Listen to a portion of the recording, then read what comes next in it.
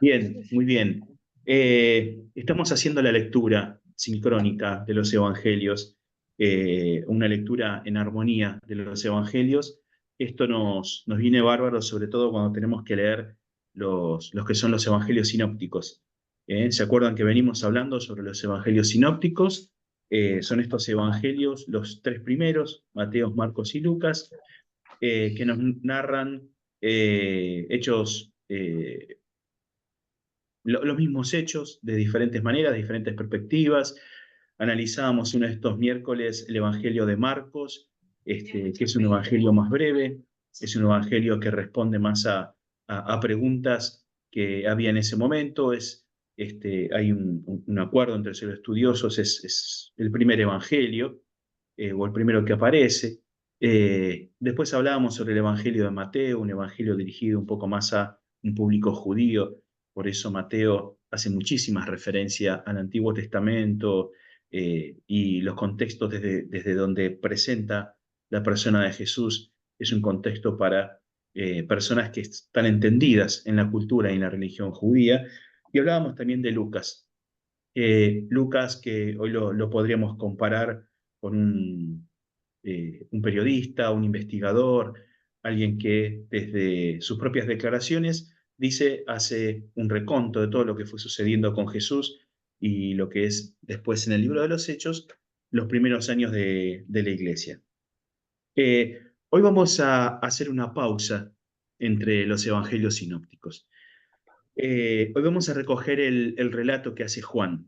En esta lectura sincrónica que venimos haciendo o de armonía de los evangelios, hoy nos topamos con el relato que hace Juan entre el bautismo de Jesús y las tentaciones, que estuvimos viendo el miércoles pasado, y su comienzo en el ministerio en lo que va a ser la zona de Galilea. Voy a ir compartiendo algunas pantallas esta tarde, tratando de respetar también el tiempo que tenemos, para que podamos entender cuando leemos los evangelios de qué estamos hablando, de qué lugares hablamos. Eh, Vamos a centrarnos en el capítulo 1 del Evangelio de Juan. Yo te pido, si tenés la Biblia ahí en casa, puedas abrirlo. Eh, Vamos a ver lo que es el llamado de los primeros discípulos. Eh, es un relato que recoge Juan. Juan es un evangelio totalmente diferente, sobre todo porque el evangelio de Juan es escrito de manera muy posterior al resto de los evangelios. Posiblemente Juan ya tenía el relato escrito de los otros evangelios, del de Marcos, del de Lucas, del de Mateo. Así que Juan relata su experiencia con Jesús de una perspectiva totalmente diferente. La, Ustedes saben, a la hora de establecer ciertas fechas en las escrituras, o ciertas fechas de los libros de la Biblia, eh, uno trabaja con consensos, no hay una voz unánime sobre la mayoría de los libros. Ocurre lo mismo, por ejemplo, con los evangelios. El consenso mayoritario del tiempo de escritura del Evangelio de Juan lo data más o menos cercano al año 90 después de Cristo. Ponete en situación. Año 90 después de Cristo, 60 años después de la muerte de Jesús, se escribe el Evangelio de Juan. Y Juan ya tiene noticias de los otros relatos evangélicos, del de Marcos, del de Lucas, del de Mateo. Entonces ya cuenta con otros registros. Por eso también la escritura de Juan, el Evangelio de Juan, es tan diferente al resto de los evangelios. Entonces, a la hora de leer el Evangelio de Juan, esto hay que tenerlo en cuenta, porque la experiencia que cuenta Juan de Jesús, primero que es un testigo ocular, es un testigo de los hechos, de lo que va a narrar, y aporta una visión totalmente diferente.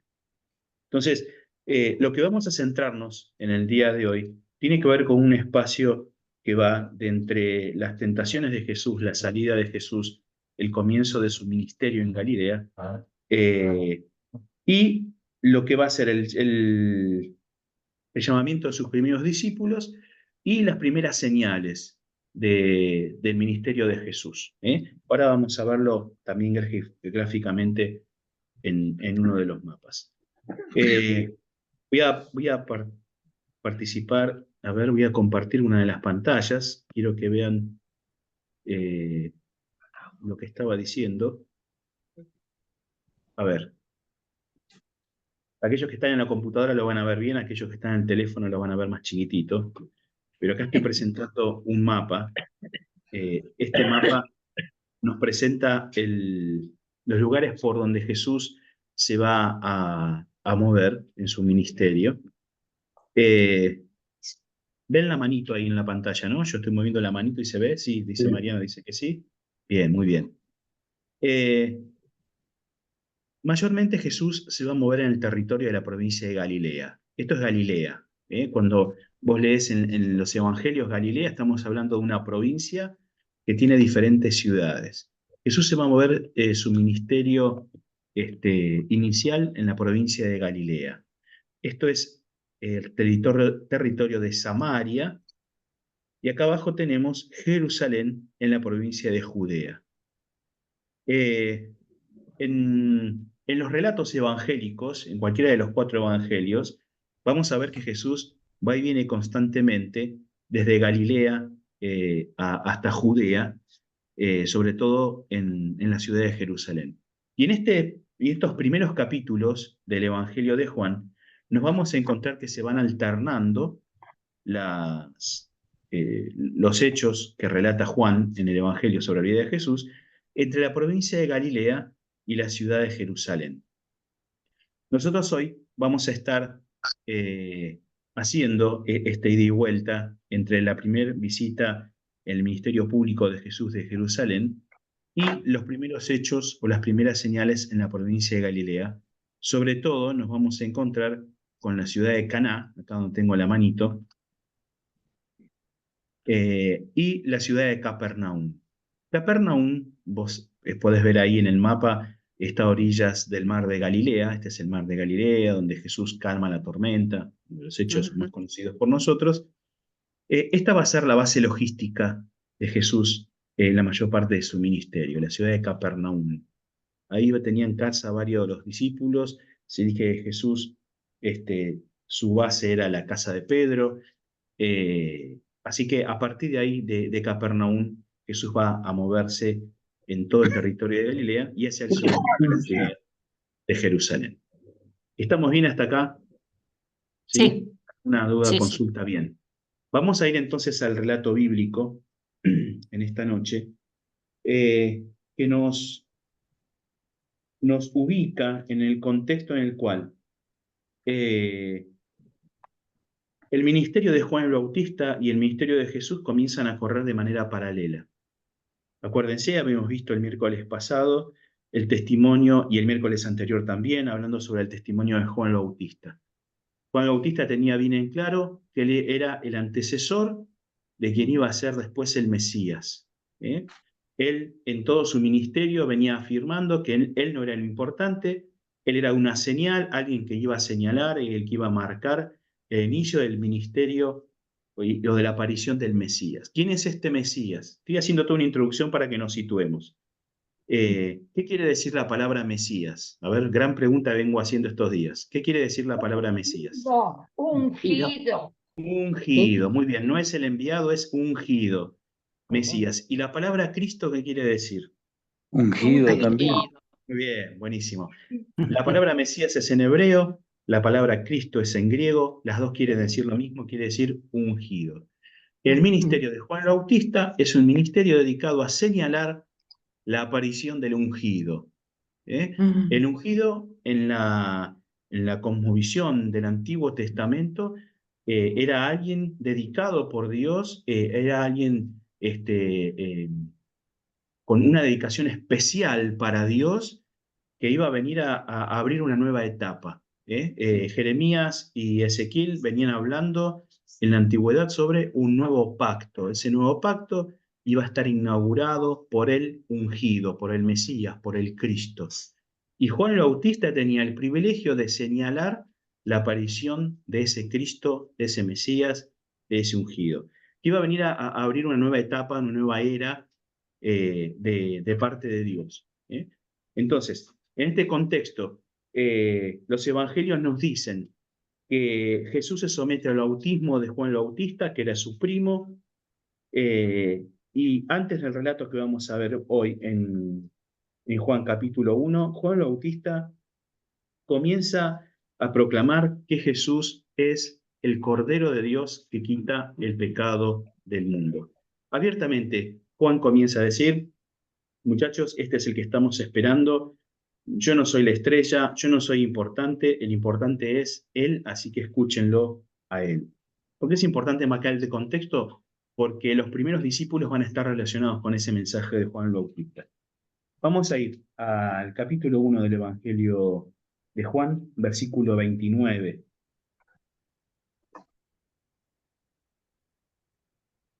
Yo voy a estar leyendo la versión Reina Valera, lo que es la 60, la que tengo acá. Por ahí si podés enriquecer ahí con otra versión, está buenísimo.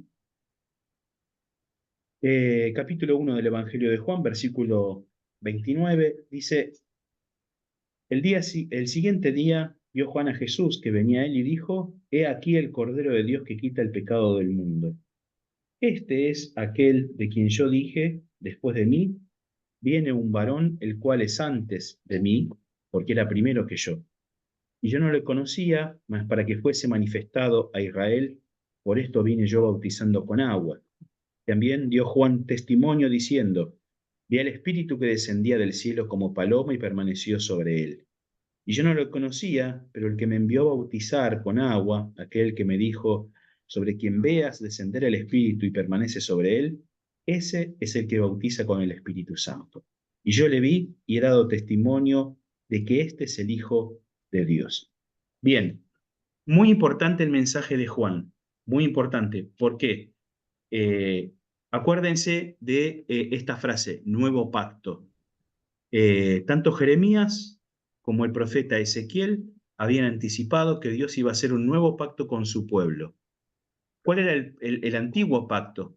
Si hay un nuevo pacto, quiere decir un antiguo. ¿Cuál es el antiguo pacto? Es la ley de Moisés. Hasta este momento en el cual eh, Jesús va a iniciar su ministerio, Israel vive bajo el antiguo pacto. Hoy por hoy, aquellos que son judíos viven aún todavía bajo las normas del antiguo pacto. Sin embargo, Juan comienza a anunciar una era que estaba asignada por el bautismo del Espíritu Santo. Por eso dice el versículo 33, sobre quien veas descender el Espíritu y permanece sobre él, ese es el que bautiza con el Espíritu Santo. Esto para el judío de ese momento que estaba escuchando, automáticamente linkeaba en su mente con los textos de Ezequiel y con los textos de Jeremías, que decían que iban a llegar los días donde Dios iba a derramar el Espíritu Santo sobre toda carne. Este es el tiempo del nuevo pacto. Por eso es muy importante el testimonio de Juan el Bautista, porque es un testimonio que después Jesús va a recoger, pero en el contexto del reino de Dios, en el contexto del reino de los cielos. Ya lo vamos a estudiar los próximos miércoles. Y Juan el Bautista lo llama de dos maneras diferentes. Primero dice: es el Cordero de Dios que quita el pecado del mundo, y después dice en el versículo 34, este es el Hijo de Dios. Este es un testimonio totalmente abierto, totalmente público, de quién era Jesús. Jesús después se va a encargar, por lo menos en gran parte de su ministerio, de no presentarse públicamente como el Hijo de Dios o no presentarse públicamente como el Mesías. Esto ya lo hemos explicado otras veces, pero vale traerlo también a colación. ¿Por qué Jesús hacía esto? Porque el pueblo judío, el judío de a pie, podríamos decir de alguna manera, entendía que el Mesías o el Hijo del Hombre iba a ser un revolucionario político, e iba a tomar con herramientas políticas o herramientas militares, iba a tomar el protagonismo en ese momento. Jesús no quería emparentar su ministerio con ese entendimiento que tenía el pueblo judío, por eso Jesús muchas veces va a decir: no le digas a nadie quién soy. Esto es una nota al pie que viene, pero acá Juan el Bautista lo dice abiertamente. En el versículo 35 nos encontramos que al día siguiente otra vez estaba Juan y dos de sus discípulos. Esto es muy importante. Hay dos personas que son discípulos de Juan, que venían siguiendo a Juan, que lo venían escuchando. En esta época, en el siglo I, hay maestros religiosos que se hacen un grupito de discípulos que lo van siguiendo a todos lados, lo escuchan, toman nota, aprenden de ellos, aprenden sus enseñanzas, no solamente las aprendan y las aplican, sino que también las enseñan. ¿Eh? Entonces nos encontramos con dos personas que entre otros discípulos de Juan estaban escuchando y dicen el versículo 35, al día siguiente otra vez estaba Juan y dos de sus discípulos, y mirando a Jesús que andaba por allí dijo, he aquí el Cordero de Dios. Lo oyeron hablar los dos discípulos y siguieron a Jesús. Y volviéndose Jesús y viendo que le seguían les dijo, ¿qué buscáis? Ellos dijeron, Rabí, que traducido es maestro, ¿dónde moras? Él les dijo, venid y ved, fueron y vieron dónde moraba y se quedaron con él aquel día porque era como la hora décima. Andrés, hermano de Simón Pedro, era uno de los dos que habían oído a Juan y habían seguido a Jesús. ¿Quiénes eran estos dos discípulos que, que seguían a Juan y que lo habían escuchado en su testimonio y que ahora hacían una transición de ser discípulos de Juan el Bautista a ser discípulos de Jesús?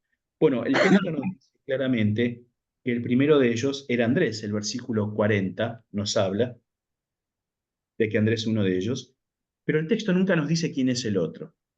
Para eso tenemos que remitirnos a algunos comentarios, y los comentarios nos hablan que el otro discípulo que estaba con Andrés era Juan, el mismo evangelista.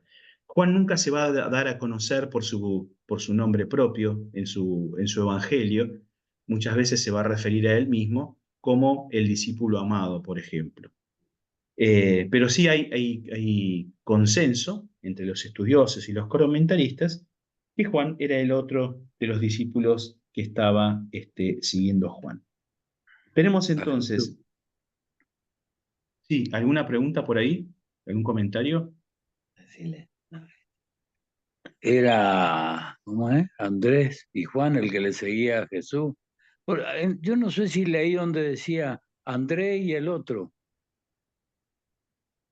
Claro, no hay, dando hay dos nombre. discípulos, que está Andrés y otro discípulo más, que nunca aclara el Claro, texto quién era, pero que dicen los comentaristas es Juan el Evangelista. Juan, Andrés y Juan son los que están siguiendo a Juan el Bautista. Primero son discípulos de Juan el Bautista. ah. Eh, Muy bien, gracias por... bien, ahí está. Tenemos algunas Bueno, cosas en los canales de un pequeño televisión. comentario. Sí, Quiero retrotraer un poco. Yo creo que Juan el Bautista tuvo revelación de Dios, quién iba a venir. Y por eso a él lo hizo preparar, como uno dice, la cancha para que el otro pueda llegar tranquilo.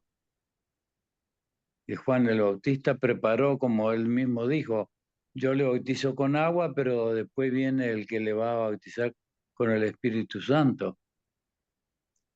Creo que sí, es una revelación de Dios que tuvo Juan el Bautista, sí, sí, sí. No solamente la de tuvo lo, Juan el de Bautista, lo que iba sino a pasar. cuando estudiamos lo que es la introducción que hace Lucas sobre el ministerio de Jesús en su Evangelio, vemos que hay una revelación de parte de Dios con un ángel a su padre, a Zacarías. Ujú. Y le dice, tu hijo va a ser especial, tu hijo va a tener un ministerio desde el vientre de su madre, va a ser lleno del Espíritu Santo, y va a tener un ministerio especial preparando el camino, esto que vos decís, Beto, preparando el Ujú. camino para la aparición del Mesías. Entonces, no solamente Juan tenía ese entendimiento, Juan el Bautista tenía ese entendimiento de manera personal, sino que era algo que ya en su familia se sabía, que le había sido revelado a Zacarías, y por eso Juan el Bautista tiene una vida ascética, tiene una vida apartada de la sociedad y dedicada completamente a ese ministerio que él tenía que desarrollar hasta que cumpliera con la aparición de Jesús. Los relatos evangélicos lo que nos dicen es que una vez que Jesús comienza su ministerio, hay un tiempo en el cual subsisten ambos ministerios hasta que Juan es encarcelado y después es decapitado, y continúa después el ministerio de Jesús. Pero cumpliendo Juan con su parte para el cual Dios lo había llamado. Entonces, tenemos la primera aparición, los primeros discípulos que se van sumando a Jesús. Lo tenemos a Andrés y lo tenemos a Juan. Tenemos después en el versículo 42, perdón, versículo 41, dice, halló primero a su hermano Simón y le dijo, hemos hallado al Mesías, que traducido es el Cristo. Acordate, esta palabra significa el ungido, y le trajo a Jesús. Andrés va y lo lleva a Simón y se lo trae a Jesús. Y ahí Jesús lo mira, versículo 42, le dice, tú eres Simón, hijo de Jonás, tú serás llamado Cefas, que quiere decir Pedro. El siguiente día quiso Jesús ir a Galilea y halló a Felipe y le dijo, sígueme. Felipe era de Betsaida, ciudad de Andrés y Pedro. Felipe halló a Natanael y dijo, hemos hallado a aquel de quien escribió Moisés en la ley, y así como los profetas a Jesús, el hijo de José de Nazaret. Natanael le dijo, ¿de Nazaret puede salir algo bueno? Le dijo Felipe, ven y ve. Cuando Jesús vio a Natanael que se le acercaba, dijo, he aquí un verdadero israelita en quien no hay engaño. Le dijo Natanael, ¿de dónde me conoces? Respondió Jesús y le dijo, antes que Felipe te llamara cuando estabas debajo de la higuera, ahí te vi. Respondió Natanael y le dijo, Rabí, tú eres el Hijo de Dios, tú eres el Rey de Israel. Respondió Jesús y le dijo, porque te dije, te vi debajo de la higuera y crees, cosas mayores que estas verás. De cierto te digo, de aquí en adelante verás el cielo abierto y a los ángeles de Dios que suben y descienden sobre el Hijo del Hombre. El relato de Juan nos marca entonces los primeros discípulos que se van agregando. Este discípulo Natanael es también descrito como Bartalmeil o Bartolomeo, es el mismo discípulo. Y estos son los primeros discípulos que va haciendo Jesús de una manera muy natural. No encontramos acá nada demasiado espectacular, salvo este conocimiento previo que Jesús revela sobre Natanael, que dijo que primero lo vio y que ya lo conocía desde el principio. Un Jesús que va iniciando sus primeros pasos como un maestro de la época, un maestro más de la época, con alrededor más o menos unos 30 años, que va conociendo gente y esa gente se va viendo maravillada con lo que Jesús va predicando. Más adelante vamos a ver la tónica que tiene Jesús en su predicación que tiene que ver con el reino de Dios. Y es muy importante cómo lo van reconociendo estos primeros discípulos a Jesús. En primer lugar, cuando Natanael le habla a su hermano, en el versículo 41, donde le dice, hemos hallado aquel, el versículo 45, de quien escribió Moisés en la ley, así como los profetas, a Jesús, hijo de José de Nazaret. Enseguida la idea que tienen los discípulos es que están encontrando a este ungido, que está emparentado con la idea del rey de Israel. Por eso, en el versículo 49, Natanael lo que va a decirle a Jesús, le va a confesar, tú eres el Hijo de Dios, tú eres el rey de Israel. La idea para los judíos, vuelvo a decir, esto es muy importante cuando aparece la figura del Hijo del Hombre, cuando aparece la figura del Mesías, cuando aparece la figura del Rey de Israel, siempre va a estar emparentado con alguien que viene a traer una nueva época de parte de Dios y viene a liberar al pueblo de Israel del tiempo que están viviendo. El tiempo que está viviendo el pueblo de Israel en esta época tiene que ver con un silencio muy grande de parte de Dios, alrededor de unos 400 años de silencio. No se levanta profeta en Israel hasta la aparición de Juan el Bautista, y a partir de ahí viene la declaración que primero hace Juan el Bautista, el reino de Dios está cerca, y que después va a ser, lo vamos a ver en los otros evangelios, Jesús va a decir, el reino de Dios se ha acercado. El gran tema de los evangelios es el reino de Dios. cada parábola que vamos a escuchar, cada milagro que vamos a ver, cada señal nos va a decir, Juan no lo llama milagros, lo llama señales, cada señal que vamos a ver está emparentado y relacionado con el concepto y la idea del reino de Dios. Cuando lees el Evangelio, ubiquémonos en ese contexto. Estamos leyendo sobre la declaración de que el reino de Dios es inaugurado con la aparición de Jesús y comienza a extenderse sobre la tierra. Porque todo lo que va a pasar en la vida de Jesús, en su ministerio, va a estar relacionado con este concepto del reino de Dios. Entonces, primeros discípulos que tenemos acá, lo tenemos a Simón, lo tenemos a Juan, lo tenemos a Felipe, lo tenemos a Bartolomé, que no se me está escapando ningún otro. Preguntas. Sí, Pedro, lo tenemos a Simón ahí, a Cefas, a Pedro. Preguntas, consultas sobre este tema. Bueno, o venimos bárbaro o venimos re mal, que no hay ninguna pregunta. Yo quiero hacer otra pregunta. Sí, Beto, En dale. la era de esclavitud de Egipto, ¿quién era el líder de los judíos ahí? ¿Fue cómo es, José, que lo dieron como líder después de los esclavos? Eh, Mira, es muy interesante Pero lo que eso decís, para otro capítulo. pero es para otro capítulo. Un día podemos hablar del liderazgo pre-Moisés y el liderazgo después de Moisés y cómo Moisés llega a ser líder. Pero es interesante, tomo nota.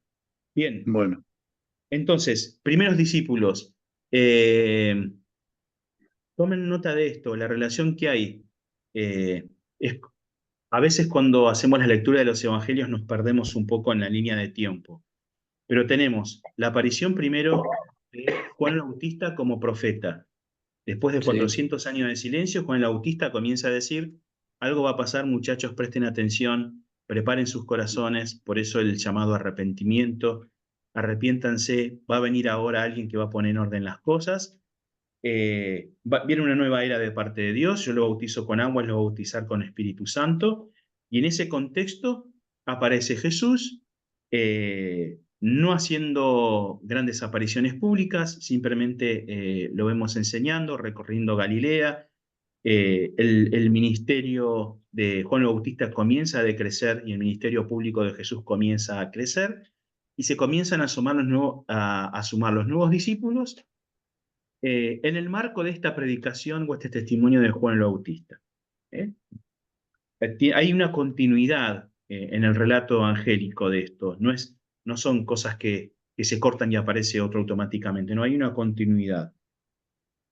El capítulo 2, ya de Juan, nos habla de la actividad de Jesús nuevamente en la provincia de Galilea, ahí en el norte, cerca del mar de Galilea o el mar de Tiberíades, donde nos vamos a encontrar con la primera señal que va a ser Jesús. Muy particular porque es antes de su lanzamiento público, su ministerio público, por lo menos de manera oficial, y que va a estar relacionado con un hecho muy cotidiano como cualquiera de nosotros le puede llegar a pasar, que es la famosa bodas de Caná. Caná Ajá. es un lugar, es una ciudad, es una aldea, ahí en Galilea, donde Jesús y sus discípulos fueron invitados para participar de una cena y todos conocemos, ¿no? Esta historia. Pero quiero pararme en cómo Jesús le habla a su madre. El versículo 4 dice, Jesús le dijo, ¿qué tienes conmigo, mujer? Le está hablando a María, su madre. Aún no ha venido mi hora. ¿Mm? Eh, no es inocente esta frase de Jesús, esta frase está directamente relacionada con dos cosas. Uno muy inmediato que tiene que ver con el comienzo público del ministerio de Jesús, porque cada milagro que va a hacer Jesús o señal, como lo llama Juan el Bautista, va a estar directamente relacionado con su actividad ministerial, eh, El miércoles pasado hablábamos de las tentaciones y una de las cosas que decíamos es, la primera tentación que hace Satanás sobre Jesús es, vos ya que sos el Hijo de Dios y tenés poder, hacé lo que quieras con ese poder, convertir las piedras en pan, date de comer, que aparezca jamón serrano, con bueno, Eh, todo. Esa es la primera tentación. Jesús hace lo que quieras con tu poder y Jesús lo que le va a decir a Satanás, Satanás, yo estoy sujeto a lo que dice el Padre, yo no voy a hacer las cosas para tentar a Dios, yo no voy a hacer las cosas para mi propio provecho. ¿Eh? Eh, y acá en las bodas de Caná va a estar relacionado todavía no he llegado mi hora, primero con eso. Cada señal, cada milagro, cada endemoniado liberado, cada enfermo sanado, va a tener que ver con una manifestación del poder de Dios para fortalecer el ministerio de Jesús o para señalar una cualidad como Cristo, como Mesías. Entonces, primero eso por un lado, y por otro lado también tiene que ver con un cumplimiento más mediato de Jesús que va a estar atado a su entrega y a la última semana en Jerusalén que va a ser la pasión. Eh, Estos dos resumidos y condensados en esta respuesta que le da la madre, pero que sin duda accede a hacerlo y nos dice el texto bíblico que después termina convirtiendo esa agua en vino y un vino de gran de calidad. primero. De primera, sí, sí, sí, de primera. ¿Mm? ¿Puedo? Sí, Mariano, dale. No, quería preguntar, digo, cuando Jesús le dice que tienes conmigo mujer, no le dice Sí, María, ahora cuando está con las hermanas de Lázaro le dice Marta, Marta, la llama por el nombre y a la madre le dice mujer. sí. Me dio, no sé, No. como que hace una cierta distancia, me parece, ahí en la parte de relación distinta. No, ¿por qué no la llama por el nombre a la madre? Él No, ahí actúa, él ahí actúa como Dios, me parece, ¿no? Mira, el texto bíblico en el griego es una palabra utilizada para referirse a la madre, a la mujer. eso quería No saber. es, no es, no es una palabra que marque distancia o sea Ah, bueno, despectiva bueno. para nada. No, no, no. Yo justamente estaba consultando eso y la palabra que utiliza es una palabra que se utilizaba para referirse a las mujeres en ese momento. Así que no refiere a esa distancia, ¿no? O a Gracias. frialdad por ahí, nada por el estilo. ¿Mm? Bien, entonces estamos en las bodas de Cana y vamos a meternos después de las bodas de Cana, ahí versículo 12 del capítulo 2. Si te acordás ahí el mapa, pero voy a ponerlo de nuevo en el mapa para que lo tengamos presente. Tenemos un cambio de escenario eh, de, que nos marca Juan. A ver si lo tengo acá el mapa.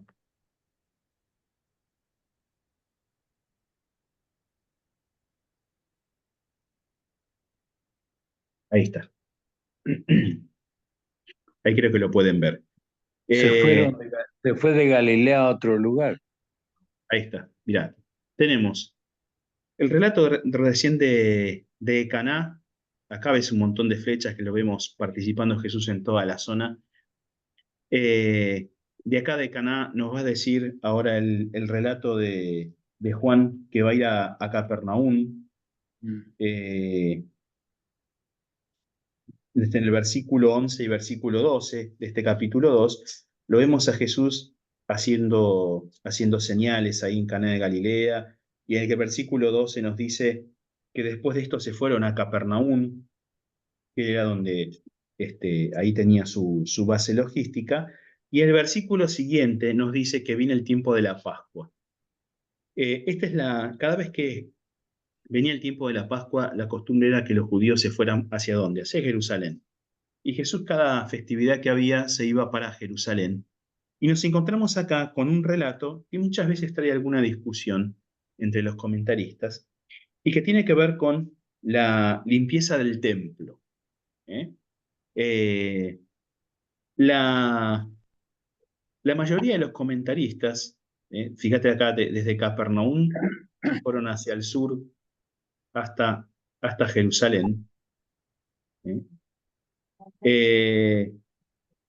Los comentaristas lo que nos dicen, por lo menos la mayoría de ellos, es que Jesús hizo 2 veces una limpieza del templo. El primero de los relatos está acá en Juan, cuando lo comparamos con el otro de los relatos en el Evangelio de Lucas, vemos algunas diferencias, algún relato complementario. Pero la mayoría de los comentaristas tienen el consenso de que este es un momento temprano en el ministerio de Jesús, donde visita en su ministerio de 3 años por primera vez la ciudad de Jerusalén, en su ministerio de 3 años, digo, no era la primera vez que lo visitaba, y acá se realiza la primera purificación del templo. Y Juan lo que nos va a aportar en esta purificación del templo es las soluciones que va a hacer Jesús sobre su persona. Sobre todo en el versículo 19. Juan capítulo 2, versículo 19, porque en los evangelios de Marcos, de Mateo, de Lucas, vamos a encontrar referencias de Jesús hablando sobre su ministerio, hablando sobre su relación con el liderazgo, su relación con los religiosos. En Juan nos vamos a encontrar muchas veces con declaraciones autorreferenciales de Jesús. Por ejemplo, lo yo soy de Jesús. Yo soy el pan de vida, yo soy la luz del mundo, yo soy... Yo soy el que soy. sí, bueno, está relacionado a eso, con yo soy el que soy. Juan, como escribe su evangelio después de haber seguramente tenido noticias de los otros evangelios, escribe alrededor del año 90, escribe después de la destrucción del templo de Jerusalén, escribe después de las primeras persecuciones, escribe cuando muchos de los apóstoles habían sido martirizados. La visión que tiene Juan en su evangelio es una visión ligada a- al lenguaje escatológico, a un lenguaje que trasciende los hechos mismos de la vida de Jesús y lo apuntan a él como un personaje o una persona atada a los últimos tiempos, atada a los cumplimientos finales. Entendiendo que cuando se habla de los últimos tiempos, desde la literatura juanina, por ejemplo, lo referenciaban en un futuro próximo y no 2000 años después como va sucediendo hasta el día de hoy. Entonces nos encontramos con declaraciones autorreferenciales de Jesús mucho más profundas que en los otros evangelistas. Por ejemplo, versículo 19 dice, respondió Jesús y les dijo, destruid este templo y en 3 días lo levantaré. Ahí viene esta discusión con los judíos, diciendo, bueno, tardamos casi 50 años en construir esto y vos decís que en 3 días lo van a hacer, pero la referencia estaba en una referencia inmediata que tenía que ver con la muerte y resurrección de Jesús, pero también con una referencia más mediata que iba a ser la destrucción del templo en el año 70. ¿Sí? Hay una referencia inmediata en su muerte y su resurrección. ¿Cuántos días estuvo Jesús en la tumba? Estuvo 3 días. Destruyan este templo y lo levantaré en 3 días. Pero también hay una referencia a lo que va a ser la destrucción del templo de Jerusalén, que es todo un simbolismo muy fuerte, que ya lo venimos explicando los domingos y los miércoles, lo que significaba la destrucción del templo. Y que está atado y directamente relacionado a esta nueva etapa de la era del Espíritu Santo en relación con el pueblo. ¿Se entiende? ¿Se va entendiendo más o menos todo o es muy complicado? Yo la veo a Marilyn que mira para arriba diciendo, uy Dios, otra cosa más. No hagáis de la casa. Y ¿Sí? también tiene que ver con lo que le dice a la mujer samaritana, ¿no? Ustedes adoran en tal lugar, pero llega el tiempo donde los verdaderos adoradores lo hacen en espíritu y verdad, ¿no? Es decir, el templo es lo de menos, el templo físico. Ujú. Sí, Tiene sí, sí, alguna... sí. No, no, tiene una total relación, Mariano, porque la vida religiosa del judío giraba alrededor del templo de Del Jerusalén. templo. Ujú. Por eso vemos a Jesús todos los años yendo en las diferentes festividades a Jerusalén. Y las primeras, los encuentros que se hacían de los primeros cristianos eran en el templo o alrededor del templo, y eso a partir del año 70, que es destruido, causa una crisis muy grande. Para los cristianos mucho antes, con las primeras persecuciones que hacen que salgan de Jerusalén. Esto, el domingo lo hablaba esto y decíamos, Jesús les había dicho, quédense en Jerusalén hasta que venga el Espíritu Santo. Cuando venga el Espíritu Santo me van a hacer testigos en Jerusalén, Judea, Samaria y lo último de la tierra.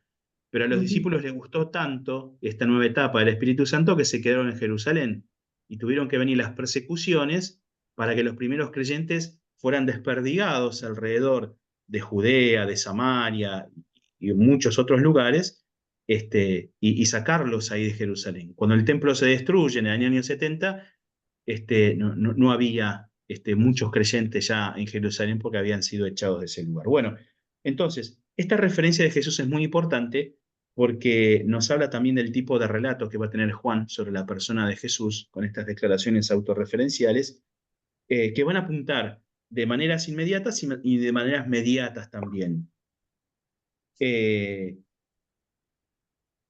A ver, ¿qué más? No me quiero meter con Nicodemo, pero sí. Estos hechos entonces el Evangelio de Juan nos van a aportar una visión, otra vez entendiéndola, una visión mucho más extendida en el tiempo que los relatos de Mateo, Marcos y Lucas, que van a apuntar o nos van a relatar los hechos concretos que Jesús fue pasando en ese momento. Por ejemplo, no quiero hacer mucho lío. Cuando escribe Mateo, Mateo dice, este es Jesús, el Mesías del que hablaron los profetas. Básicamente Mateo dice eso, y nos dice, Jesús hizo esto. Marcos va a hacer es un resumen, un mensaje condensado de los hechos de Jesús y de sus enseñanzas. Lucas va a ser un relato por ahí mucho más pormenorizado de lo que sucedió en Jerusalén y de lo que sucedió en los primeros años de la iglesia, pero ninguno de ellos tiene la proyección en el tiempo que va a tener Juan. ¿Por qué? Porque Juan ya contaba con esos relatos y porque Juan escribe cercano al año 90 después de Cristo, después de que pasaron casi 60 años desde la ascensión de Jesús. Entonces, cuando leamos, tratando esto ahora de relacionarnos con los otros evangelistas, porque estamos haciendo una lectura en armonía y sincrónica de los evangelios. Cuando leamos Juan, pensemos en Juan, en una persona que está escribiendo con el diario del lunes, porque fue testigo, porque tiene el resto de los evangelios, y es quien va a recibir después la última revelación de Jesús. ¿Cuál es la última revelación de Jesús? Es de Apocalipsis. El Apocalipsis.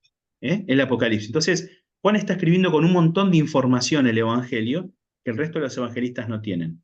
Por eso es tan diferente su perspectiva y tiene declinaciones que los otros no van a tener. Doy el último dato y ya con esto cerramos por cuestión de tiempo, pero el 40% del Evangelio de Juan se concentra en las enseñanzas de Jesús o los discursos de Jesús en los últimos días de vida.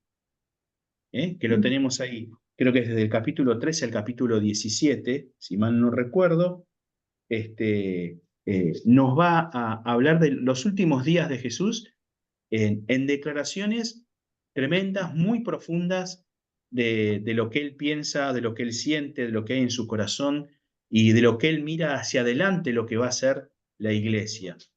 Por eso Jesús, por ejemplo, va a orar por los discípulos y por los que vienen después de él. ¿Eh? Bien. ¿Preguntas que surjan de todo esto? ¿Consultas? Yo tuve que googlear si San Juan era el mismo que Juan el Bautista y resulta que no. Ok. No. Juan el Bautista es Ah, el sí. primo de Jesús, ¿sí? Eso tenemos que Y diferenciar las Juan cosas. es aprendiz de Juan el Bautista, que después se hace Claro. apóstol de Jesús. Por eso decíamos, lo teníamos acá a Andrés y a Andrés Juan. y a Juan. Andrés y Juan, juntitos de la mano, Con discípulos de Juan. Juan el Bautista. Bien. Juan el Bautista dando testimonio de Jesús, los discípulos dicen, pará, entonces no eras vos a que teníamos que seguir, es a él. Van y lo siguen a Jesús. ¿Eh? Andrés va a buscar a Perfecto. su hermano, después se suma Natanael, se van sumando de a poco, después los otros evangelistas ya lo vamos a ver el relato, cómo se suma después Mateo, vamos a tratar de ver cómo se suma después Judas, y vamos a ir armando toda la selección de discípulos. Perfecto. Jesús iba buscando jugadores para su equipo, quería Y completar.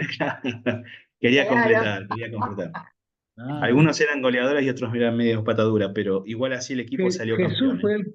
Jesús fue el que le dijo a los vendedores en la casa de su padre, mi padre hizo esto para el lugar de oración, no Sí, para sí, que sí. vengan a vender mercadería acá. Sí, bueno, los relatos evangélicos nos hablan de eso.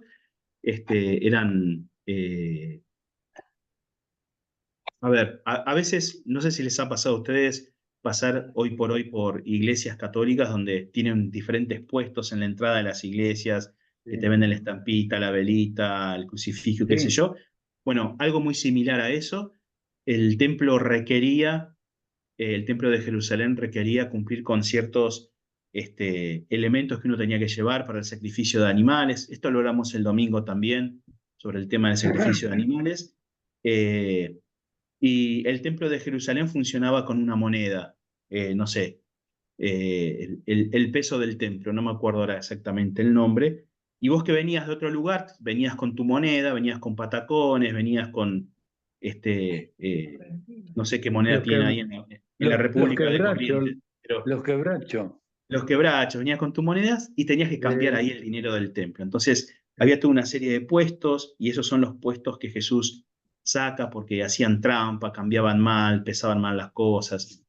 Y esto es lo que hace Jesús ahí y les recuerda la importancia de santificar el lugar de adoración a Dios.